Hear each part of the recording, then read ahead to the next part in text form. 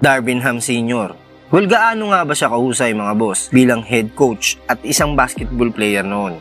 So diretso na agad tayo. Si Coach Darvin Ham nga ang kasalukuyang head coach ngayon ng Los Angeles Lakers. Siya ay hinire ng Lakers noong 2022 last season mga boss. Medyo madami pa nga naging duda sa kanyang kakayahan. Nahawakan ng isang powerhouse team na ito na full loaded nga ng mga superstar. Mayroon din mga nagalit na fans sa ginawang desisyon na ito ng Lakers. Dahil nga daw ito sa baguhan pa nga lang si Darvin Ham sa pagiging isang head coach. Well, dito pinagtanggol nga siya ni LeBron dahil mas kailangan daw nila ng head coach na karespe-respeto. Nakita nga daw nila ito kay Coach Darvin Ham.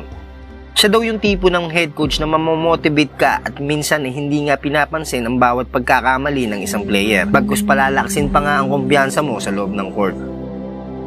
So medyo balik muna tayo mga boss sa nakaraan. Si Coach Darvin Ham nga ay isa ding former basketball player.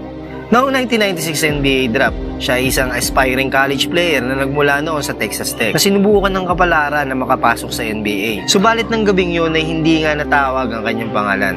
Sa college ay nakilala siya bilang isa sa pinakamagaling na dunker. Mas lalo pa siyang sumikat nang mabasag niya ang backboard noon sa kanyang isang slam dunk attempt. Kaya nabansagan siya dito ng dunking Darham. O kung minsan naman ay ham slam switch. Nangyari ito sa laban ng Texas Tech at North Carolina noong 1996 NCAA tournament. Dahil sa isang follow-up dunk nga na ito ay nagawa niya mabasag ang backboard. Hindi nga ito malilimutan magpahanggang ngayon, lalo na ni Anton Jamison. Dahil that time mga boss, si Jameson ang isa sa mga player na sumabay dito kay Darvin Ham para pigilan ang powerful dunk na yon at nag-iwan ito ng isang peglat sa braso ni Jamison dahil tinamaan siya ng debris ng backboard nang mabasag ito. Dahil sa dunk na yon ay na-feature si Darvin Ham bilang cover ng magazine ng Sports Illustrated at sa laban na rin yon ay natalo ng Texas Tech ang North Carolina na nagresulta nga sa pagkalaglag nito. Nagpaabante naman sa Texas Tech papuntang Sweet 16. Sa loob ng 90 games niya sa college ay nag-average siya ng 8.1 points, 5.1 rebounds, 1.4 assists, 22 minutes per game.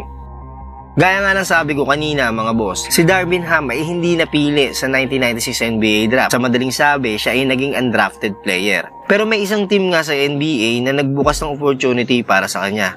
Ito ay ang Denver Nuggets. Pero tumagal lang siya dito ng kalahating season. Sa puntong ito, dito na nagsimula ang kanyang pagiging isang journeyman sa NBA na kada taon ay naililipat siya ng team. Dahil na rin sa kanyang limited action sa loob ng court na hindi nga siya masyadong nagagamit bawat team na kanyang mapuntahan.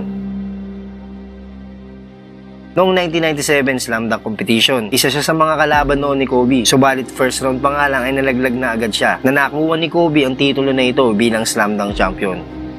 Tumagal ang karir ni Darvin Ham sa NBA mga boss ng halos 9 na taon mula 1996 hanggang 2005. Sa loob yan ng magkakaibang team at hindi biro mga boss ang makaabot sa ganung katagal ng isang player sa NBA na halos pabaksak na ang karera. Dahil nga doon ay nagpang-abot pa nga silang dalawa ni LeBron. Makailang ulit pa nga silang nagkaharap. Hindi mo nga aakalain na magiging head coach pa siya ngayon ni King James. Taong 1999 nang mapunta siya sa Milwaukee Bucks. Dahil sa kanyang mga powerful slams, he became a fan favorite na manlalaro ng Bucks. Isa rin siya sa mga naging pundasyon ng isang konsepto ng play na kung tawagin ay hammer play. Dahil malimit nga itong ginagawa at na-execute niya ng perpekto at tama.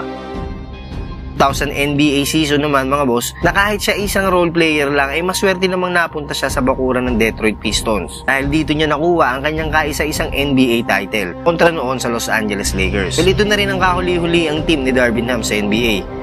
Noong January 17, 2006 ay napadpad naman siya sa PBA mga boss para sa kupunan ng Token Tex Phone Pals bilang import para maging replacement nga dito kay Damian Cantrell. He only played 3 games para sa Phone Pals and average 16.7 points para sa 2006 PBA Fiesta Conference Playoff, and eventually natalo sila noon ng Air 21 Express sa seryeng yon, standing na 2-3. Matapos nga nito ay naglaro naman siya sa NBA D-League na NBA G-League na kung tawagin sa ngayon para sa kupunan ng Austin Spurs. Sa NBA D-League rin nagsimula ang karir niya bilang isang pagiging coach. Dito ay hinawakan niya ang Thunderbirds ng 1 taon bilang assistant head coach. Nakalaunan ay siya na rin ang naging head coach nito. October 2011 naman, nang siya ay maging isang assistant coach at player development ng Los Angeles Lakers. Dito ay personal siyang pinili noon ni Coach Mike Brown para ipagkatiwala sa kanya ang trabahong ito. Later on ay naging assistant coach din siya ng Atlanta Hawks mula 2013 hanggang 2018 at Milwaukee Bucks mula 2018 hanggang 2022. At bago nga siya malipat at maging head coach ng Los Angeles Lakers noong June 3, 2022. At kamakailan nga lang ay nakagawa ng history si Coach Darvin Ham at ang Lakers matapos nga silang mag-champion sa kauna-unahang season tournament ng NBA kontra Indiana Pacers. Well, ano si tingin nyo mga boss? Magagawa nga kayong mapaabot ni Coach Darvin Ham ang Lakers hanggang NBA Finals? I-comment lang sa baba at babasahin natin yan.